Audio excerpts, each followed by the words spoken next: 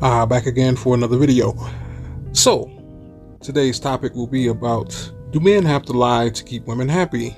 But before we get into the topic, let's discuss a few things. So, I'm going to be going back to school here in a few weeks, so my workload is going to be a lot more heavier. I've literally been trying to take the time off because I was sick for so long, and I've just been relaxing. I've literally have tried not to do as much as possible because I know the workload is coming, because I am in the finishing throes of my bachelor's. But anyways, and it's biology too. Jeez. But anyways, so it's going to be a bunch of work. But anyways, again,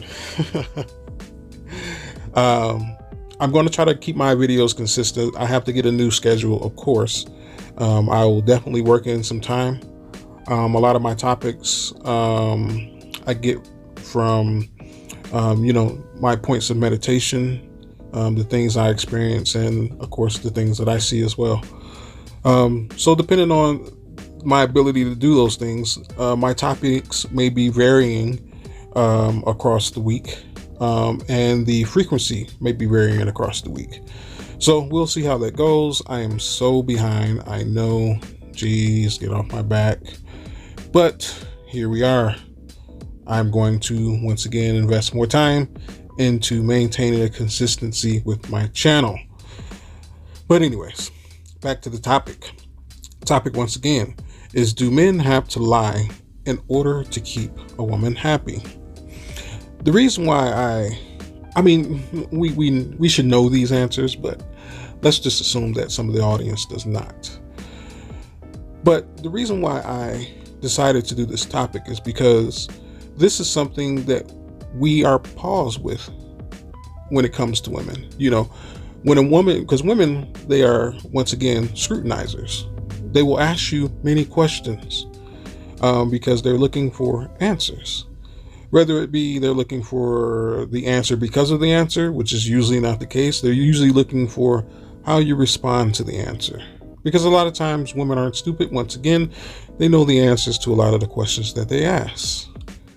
But that is a symptom of you not keeping a woman busy enough most times.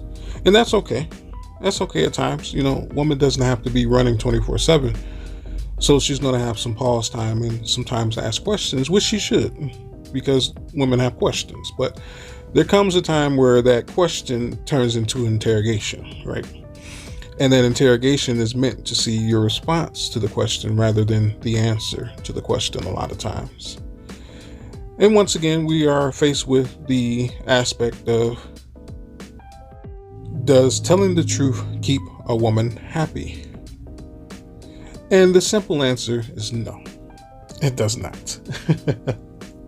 But let me explain. This is not your, oh, Wolf said we can go ahead and lie out. No, I didn't say that. Okay, I didn't say that. What I'm saying is that no matter what you say, no matter how you say it, no matter how many times you say it, no matter if you don't say anything at all, a woman's going to feel how she feels. Yes, men, we have the ability to move a woman's emotions. I wouldn't even say alter a woman's emotions, because that involves a direct handling. But to move or persuade a woman's emotions, we have that ability. But as men, we have purpose.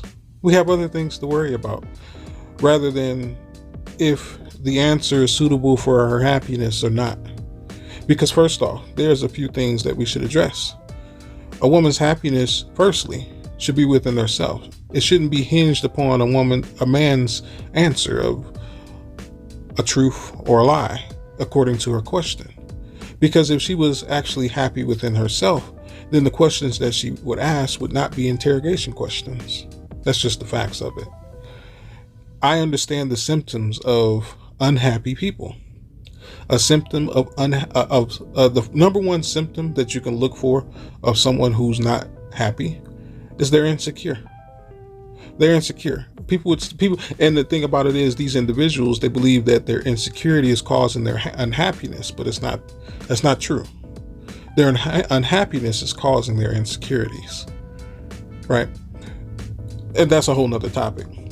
But due to that being true, that means that they will always see things backwards.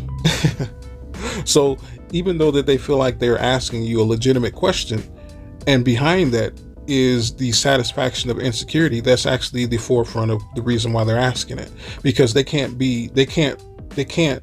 flip things around for themselves. So everything in the environment is also flipped, because the insecurity is a product of their unhappiness, right? But in reality, they think that their unhappiness is a product of their insecurities, right? But that's not true, because I met plenty of people who may not be sure about some things, or who have worries and doubts about some things, but it doesn't down their day. You know what I'm saying? They have happiness within, and the external stuff really doesn't matter to them, so much so that it affects their internal, right? That's how you know.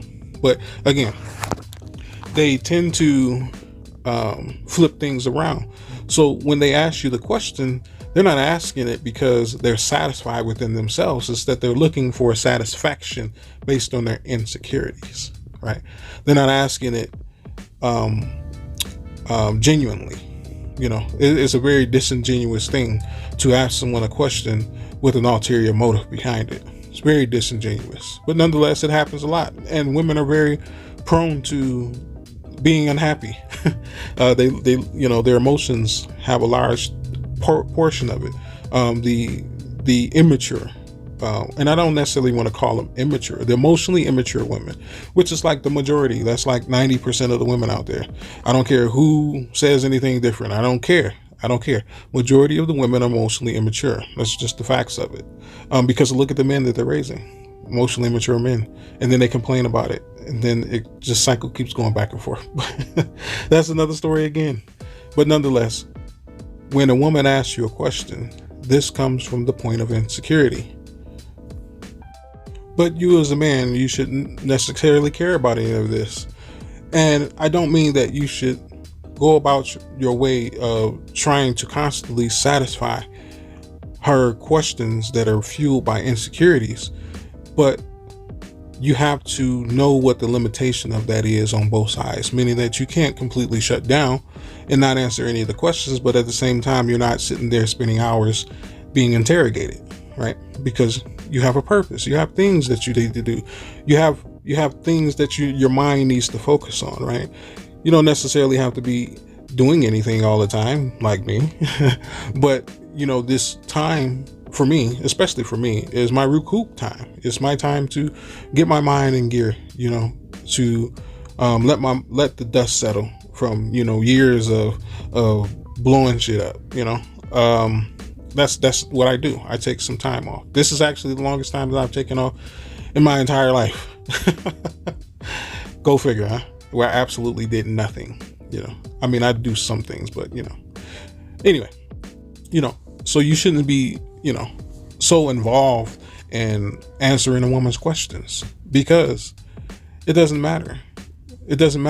And I don't mean that you shouldn't put any thought into it, but you shouldn't seek to satisfy her emotions with an answer. There are times where you do seek to satisfy a woman's emotions with an answer, and usually that's sometimes when it comes in the way of protection, meaning that you're safeguarding her from worries that are unnecessary. So you give her an answer for her outward disposition, but there once again has to be boundaries on this. There has to be limitations on these things. But a woman is going to ask you questions, but in your mind, you shouldn't be necessarily thinking about, is she going to be happy or sad with the answer? That's too much brain power to waste on something that is not so important. And I'm not saying that what a woman may ask you is necessarily not important because she's asking it. What I'm saying is that it doesn't require too much thought extra into whether this is going to hurt her emotions or not, because that's not your job.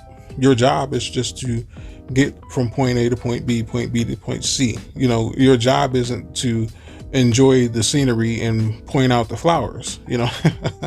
Our job is to move linear. Our job is to make sure that things happen structurally. Our job isn't to critique the paint on the walls. We don't, that's not our thing, for the most part. Most men, that's not our thing unless that's your job. But most men, we're not meant for that. But we sometimes get caught up in these things where we fixate on, we put too much brain power, too much energy into how to articulate the answers so that it coddles her emotions. We shouldn't do that. We shouldn't do that. And I don't mean that you shouldn't have any tact when speaking, because you should show everyone a sense of baseline respect, or show them the amount of communication that they understand. And sometimes that can be abrasive, because there are some people who understand abrasive language. I run across them all the time, grew up in the hood, of course. But nonetheless, when it comes to the communication part of it, you shouldn't be wondering if this is going to be suitable for her to digest. That's not your job. Your job is to give the material. That's it. Your job is to give direction, because an answer is a direction. Your job, and that is the leadership portion of it, is to give a direction based on what you say.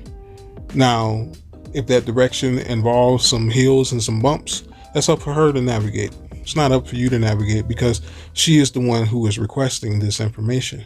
It's not up for you to also package it into a palatable presentation that she can swallow. And then once again, I'm not saying that you shouldn't use tact and you shouldn't pay attention to what your audience is, and her being the audience. But it shouldn't be so much so that you're curtailing things that you would like to say in exchange for things that she would like to hear, right? So when it comes to a woman, here's one thing that I've always known to be certain: that she is hard to satisfy perpetually. It's almost nearly impossible. That's not our job as men. This is the same vein of thought that I go into when I think about these things. I'm not here to entertain you. I'm not here to be your court jester. I'm not here to make sure that you laugh. Now, if any of those things happen in between me being me, so be it. Sometimes I'm a hilarious person.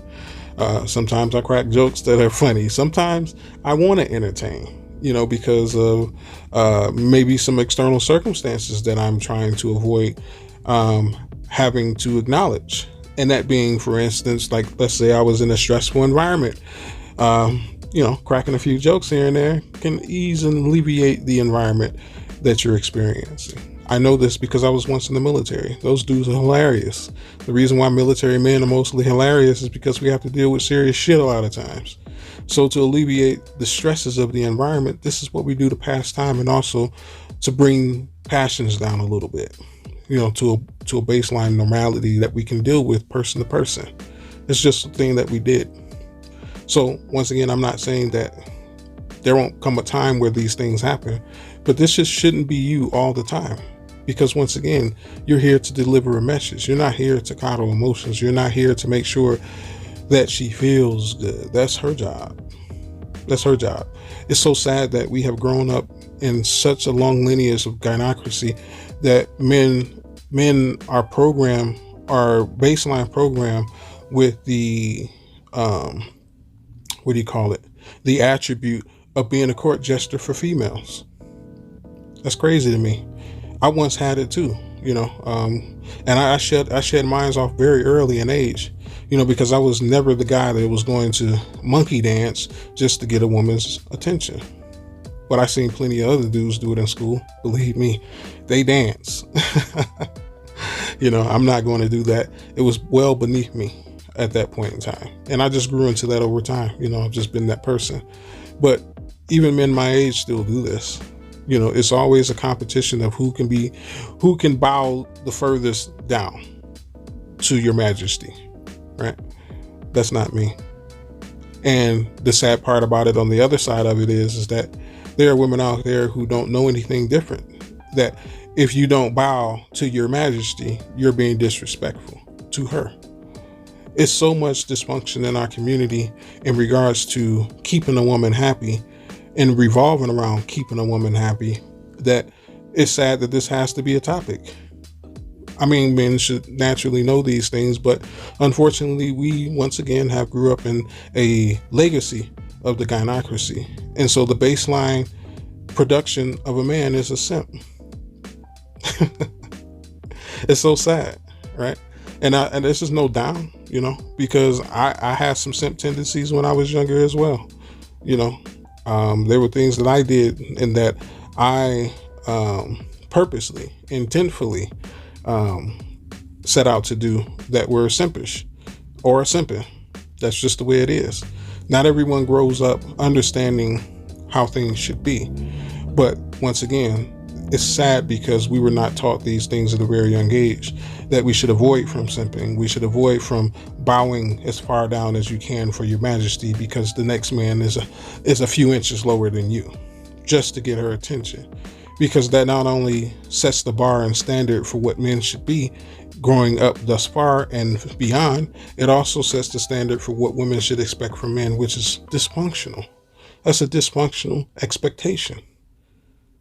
So my thing is, there are many things in an instance when dealing with women where you're going to come across these things, because this is a remnants as you evolve into your manhood. This is a remnants of the gynocratic programming and the baseline from which you came from, that always will prompt you, will she be happy with this outcome? You have to shrug that off you. You have to shrug that off.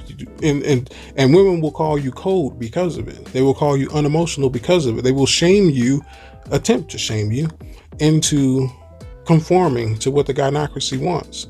And people will say, oh no, it's very this and that for a man to connect with this woman on such an emotional level. You mean to tell me that coddling her emotions is an emotional connection that we should have, where I am prioritizing her emotions over the message that I have to speak? We're not doing our job, and we're doing the women a disservice because they now once again are being groomed again to have an expectation that this is what a man should be. Not saying that she's going to necessarily meet another man after you, but it sets the tone for not only how she's going to raise her children, but her expectations externally from other men. And these things could also lead to the traps of women into getting into emotional manipulation that men have. Because once again, who can bow the furthest for your majesty, right? If we are grooming our women to accept these things, we're grooming them to like these things, we're grooming them to look for these things day to day, they're always going to be hyper vigilant for those things when they're not there. So when we groom our women in an environment of things like that, this keeps in line with her hypergamy. Because if you're always looking, if your relationship has a baseline of keeping snookums happy, then that is right in line with her hypergamy every single time. Because there will always be competition of who can make her the happiest, quote unquote, because no one can make her the happiest. That's all with internal. But who can move her emotions for this next 5 minutes and see how long you can keep it there. Oh, there's a man who can do it for 6 minutes. Let me go over here and be entertained by him. Oh, there's a man who can do it for 7 minutes. Oh, let me go over here and be entertained by him. But all along the way, they're picking up dysfunctions. They're picking up all these bad things. They're picking up all the essence of those men every single time. This, once again, is bad for our culture, it's bad for our people, and it's bad for our individual relationships. It's bad for our children as well, because not only are they going to be groomed by mom because they see how much dad bows to her, but they're going to have an expectation that this is how things should be. And that's not true. So it's up to us to set the standard that no, a man should not lie to a woman to keep her happy. Or tell the truth, expect to tell the truth to keep her happy. But at the same time, a man should not also lie to a woman to keep her happy. Both of them are simp moves, in my opinion. because you are fixating the reason why you do something upon a woman. That's the whole notion of what I'm saying here, is that the reason why you do things is because you want to do them, not because it pleases a woman or that it gets you the outcome that you want with a woman. It's because that's just who you are. And if you happen to be a habitual liar, hey, I would say that it's greater than not doing it for a woman, even if you are lying to a woman. I'm not, once again, condoning that you should lie. No, that's not what I'm saying. What I'm saying here is if I were to put a habitual liar who just lies because next to a man who lies to women because he wants to be ingratiated by her, I would say the habitual liar stands higher if I were to put them side by side. But anyways, like, comment, and share. Check me out on Facebook. Check me out on Patreon. But until next time, this has been the Wolf Who Made It Close. May you have a good day, and peace be with you.